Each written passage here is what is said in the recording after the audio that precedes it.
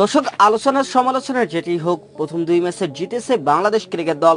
জিম্বাবুয়ের বিপক্ষে 5 ম্যাচের টি-20 সিরিজের বাকি আছে আর 3 ম্যাচ।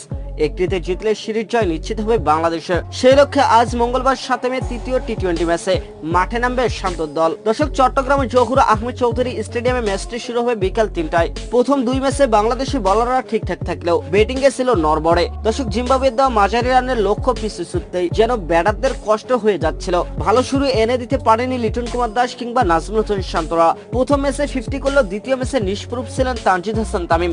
এমন ব্যাটিং দেখে হতাশ খোদ বাংলাদেশ ক্রিকেট বোর্ডের বিসিবির সভাপতি নাজমুল হোসেন পাপন। তিনি বলেন, সত্যি বলতে জিম্বাবুয়ের বিপক্ষে আমরা দুটি ম্যাচ জিতেছি ঠিকই, তবে ব্যাটিংটা ভালো লাগেনি। ব্যাটিং দেখে খুবই ভয় লাগছে। ব্যাটিংটা ভালো না হলে বোলাররা বোলিং খুব ভালো করছে। তৃতীয় ম্যাচে বাংলাদেশের চ্যালেঞ্জ তাই ব্যাটিং ভালো করার। সামনে টি-20 বিশ্বকাপে এমন সময় ব্যাটিংটা ঠিকঠাক না হলে ভুগতে হবে যে টাইগার শিবিরদেরকে ভালোভাবেই।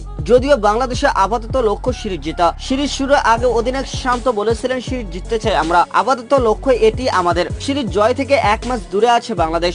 শক্তিমাত্রায় জিম্বাবুয়ের চেয়ে এগিয়ে বাংলাদেশ ক্রিকেট দল। এদিকে প্রথম দুই ম্যাচের ধারাবাহিকতা ধরে রেখে জয়ের প্রত্যাশায় টাইগার শিবির। বাকিটুকু মাঠের খেলা। এই ম্যাচে সিরিজ নিশ্চিত করতে চায় বাংলাদেশ। অপরদিকে এই ম্যাচ জিতে সিরিজের সমতা ফেরাতে চায় জিম্বাবুয়ে। তবে প্রশ্ন হচ্ছে, এই ম্যাচে বাংলাদেশের একাদশ কেমন হবে? উইনিং কম্বিনেশন ভাঙবে নাকি সেম একাদশ নিয়ে তৃতীয় টি-20 ম্যাচে মাঠে নামবে টাইগাররা?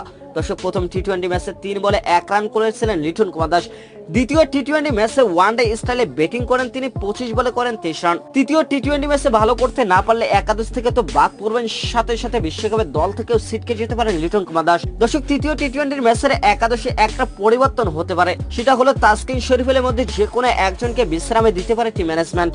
জিম্বাবুয়ের বিপক্ষে তৃতীয় টি-20 ম্যাচের জন্য বাংলাদেশের সম্ভাব্য স্কোয়াড: নাজমুল হোসেন শান্ত, অধিনায়ক লিটন কুমার দাস, তানজিদ হাসান তামিম, তৌহিদ হৃদয়, জাকের আলী অনিক, মাহমুদুল্লাহ রিয়াদ, রিশাদ হোসেন, শেখ মাহাদি, সাইফুদ্দিন, তাসকিন আহমেদ, তানজিম হাসান সাকিব, শরীফুল ইসলাম।